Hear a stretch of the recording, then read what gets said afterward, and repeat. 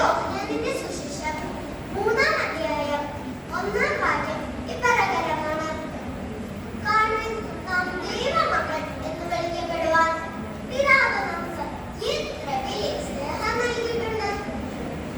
അങ്ങനെ തന്നെ നാം ആകുന്നു. ലോകത്തെ സകല മനുഷ്യരും ഓരോ നിലയിൽ അറിയപ്പെടുന്നവരാണ്.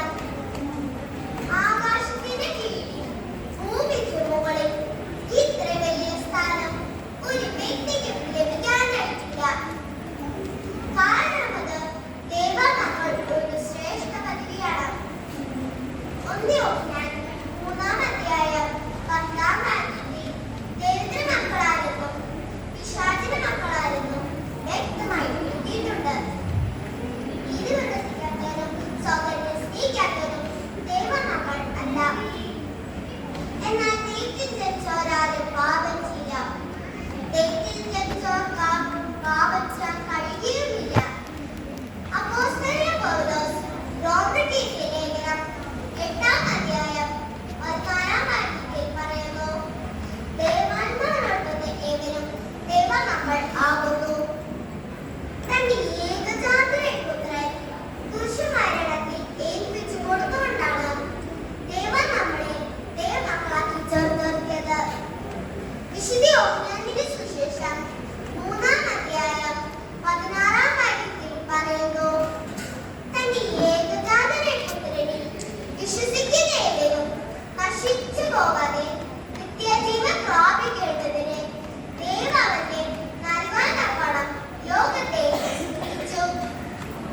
നമ്മൾ മാത്രം വിചാരിച്ചാൽ ലഭിക്കുന്നതല്ല ദൈവമക്കൾ എന്ന പദവി. മറിച്ച് ദൈവത്തിന്റെ കൃപയും അനുഗ്രഹവുമാണ് നമ്മളെ ദൈവമക്കൾ ആക്കുന്നത്. അതിന് നാം വിശുദ്ധിയുള്ളവരാകണം. തെറ്റുകൾ തിരിച്ചറിഞ്ഞ് അവയെ ഏറ്റുപറഞ്ഞ് ഉപേക്ഷിക്കുമ്പോഴാണ് നാം ദൈവത്തിന് വഴി എത്തിച്ചേരുക. നമ്മൾ എങ്ങനെയാണ് ദൈവമക്കളെ എന്ന് നിങ്ങൾക്കറിയാമോ? വിശുദ്ധ മാമോദീസയിൽ വർഷങ്ങൾ മുമ്പ് അഭിഷേകം പ്രാപിച്ച് നാം ദൈവമക്കൾ ആകുന്നത്.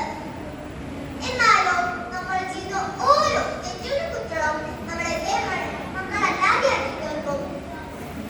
ദൈവത്തിന്റെ കൽപ്പനകളനുസരിച്ച് വിശ്വാസത്തോടെ കുർബാനയിൽ പങ്കെടുത്ത് കുമ്പസാരം നമ്മളെ ദൈവമക്കളാകാൻ സഹായിക്കുന്നതാവണം.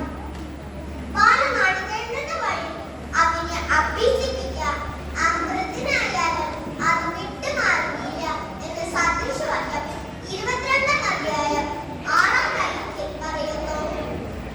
നമ്മൾ ചെറുപ്പം മുതൽ വിശുദ്ധിയുള്ളവരായി ജീവിക്കുന്നവരാണ്. വിശുദ്ധിയുള്ളവരായി ജീവിക്കാൻ നമ്മൾ എന്ത് ചെയ്യണമെന്ന് നിങ്ങൾക്കറിയാമോ?